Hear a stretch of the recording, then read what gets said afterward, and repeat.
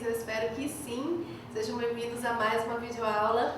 Eu sou a professora Fabielle e hoje estamos aqui para a nossa aula 47 do segundo ciclo. Então vamos lá?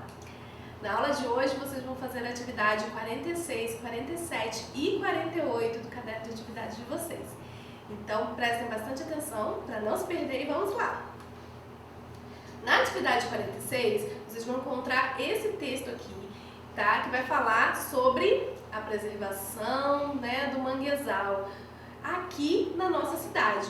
É uma reportagem que vai contar, que a prefeitura fez um mutirão, uma limpeza no manguezal na Ponta da Aroeira, que fica aqui em Angra dos Reis, na nossa cidade. Isso mesmo, tá bom?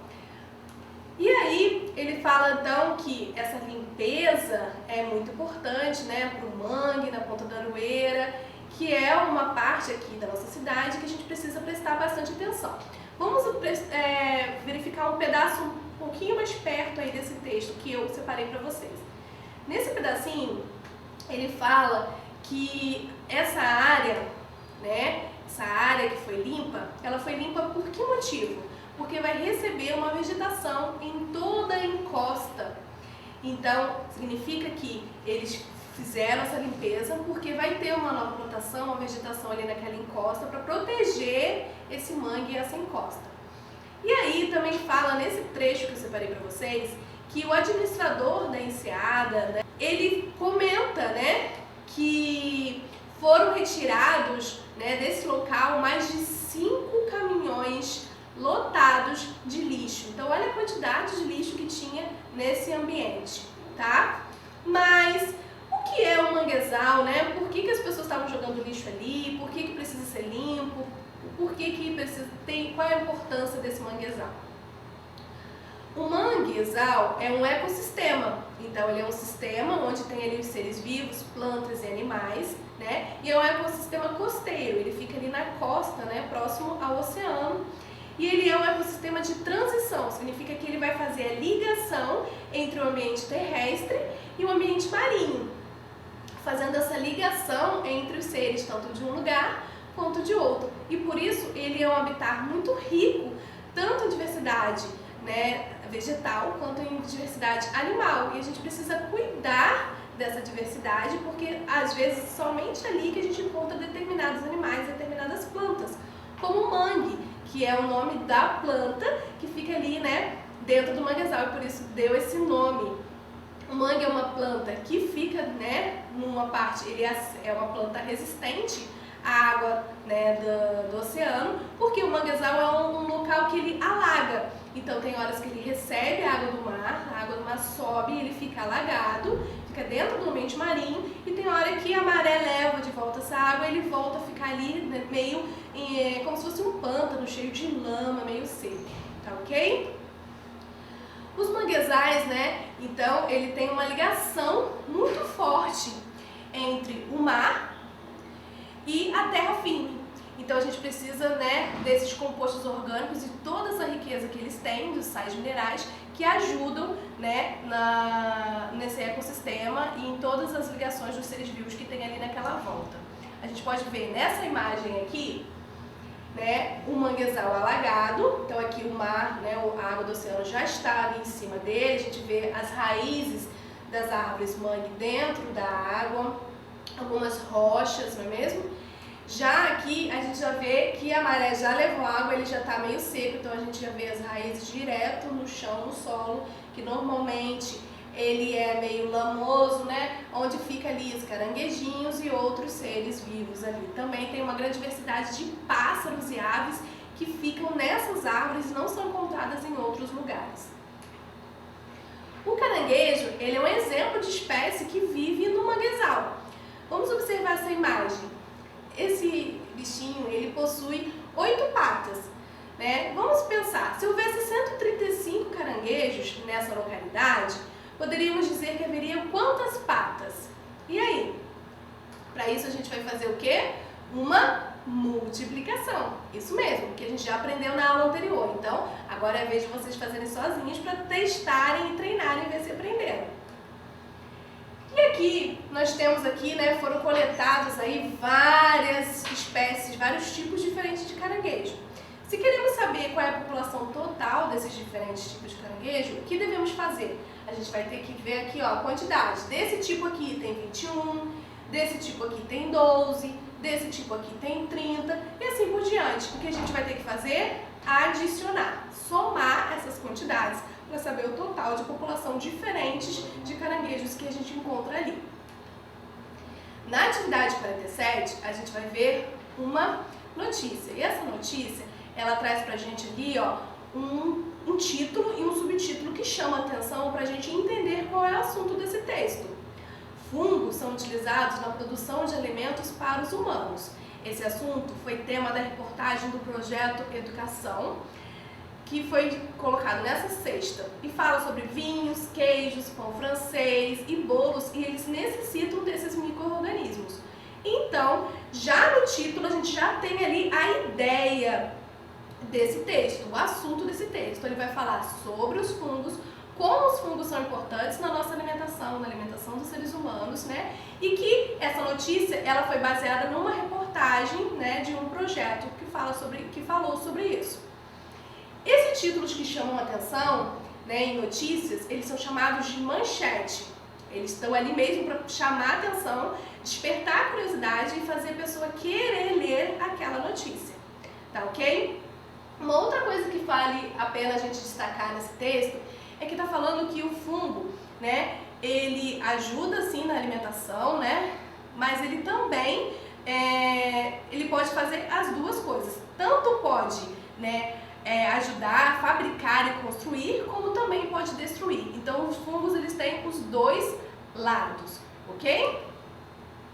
Esse texto então é uma notícia que traz pra gente uma manchete, um título de destaque para chamar a atenção. Vamos entender um pouquinho mais sobre os fungos, vendo aqui os exemplos de alguns fungos, tá ok? Então aqui nós temos as leveduras, que são os fermentos, né? Aqueles fungos especiais que a gente usa na nossa alimentação, que a gente usa para fazer massas de pães, bolo, pizza, tá ok?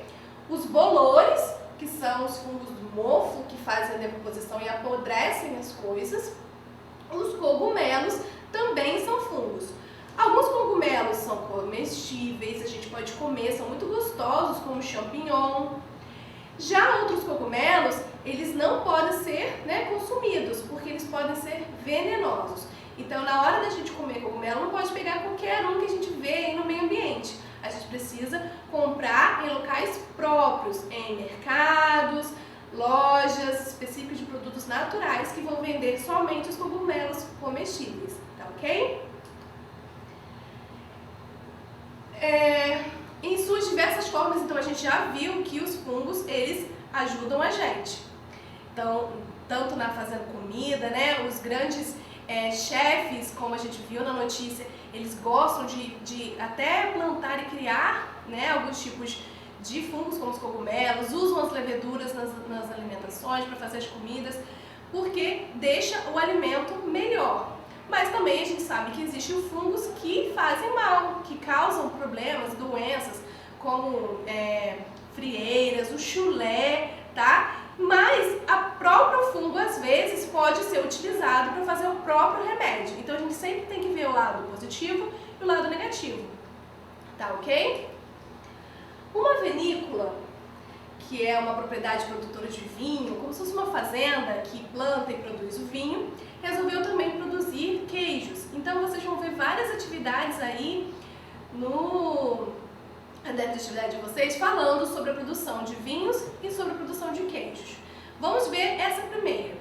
Se forem produzidos nessa propriedade 48 garrafas de vinho por dia e essa produção for vendida a 6 restaurantes vizinhos, quantas garrafas cada estabelecimento receberia? Então aqui eu tenho 48 garrafas para poder dividir entre 6 restaurantes. Então a gente vai fazer uma conta de divisão. Eu vou fazer a primeira com vocês e os outros probleminhas vocês vão fazer juntos, então prestem bastante atenção. Então eu tenho 48 garrafas, para dividir, na continha de dividir a gente usa esse símbolozinho aqui, né, que algumas pessoas chamam de L, tá? E aí para dividir para quantos restaurantes? 6. Então aqui eu tenho a quantidade que eu tenho para dividir para 6 restaurantes, tá ok? Então, como que eu vou fazer essa continha de dividir? Eu vou usar a tabuada de multiplicação, não a de divisão, a de multiplicação, tá certo? Então, eu tenho o 4 e o 8. A continha de dividir, ela é a única que a gente começa de frente para trás. A de adição, a de subtração, a de multiplicação, a gente sempre começa da unidade, né, vindo para frente, dezena, centena e por aí vai. A de dividir, a gente vai começar de frente para trás. Então, eu vou pegar o número 4. O número 4, ele é menor que o 6. Eu não tenho como pegar 4 e dividir para 6 coisas. Não dá. Quando o número é menor, eu não posso dividir. Então, eu vou juntar com o próximo número, que no caso aqui é o 8, eu vou já pegar o 48 todo de uma vez. Como que eu vou fazer? Eu vou lá na tabuada do 6, que eu já botei aqui, a tabuada que eu procuro é a tabuada do número que está dentro do L, e vou procurar qual conta de multiplicação que dá 48. Então, eu tenho aqui 6 vezes 8, 48. Já está ali marcado com a setinha, certo? 6 vezes 8, 48. Então, eu já sei qual é o resultado. Então, eu vou botar o que aqui? O 8. Por que eu vou botar o 8? Porque se eu fizer 6 vezes 8, eu vou ter o 48. Não foi o que a gente viu aqui? Então, se eu botar o 48 aqui, 48 menos 48, não vai sobrar nada. Então, eu tinha 48, eu dei para 6, 8, tá? E não vai sobrar nada para mim. Eu posso finalizar essa conta, tá ok? Então, vocês vão fazer a mesma coisa com os outros probleminhas aí que vocês vão encontrar no caderno de atividade de vocês. Na atividade 48, vocês vão achar esse texto aqui. Ela é uma carta ao leitor, tá ok?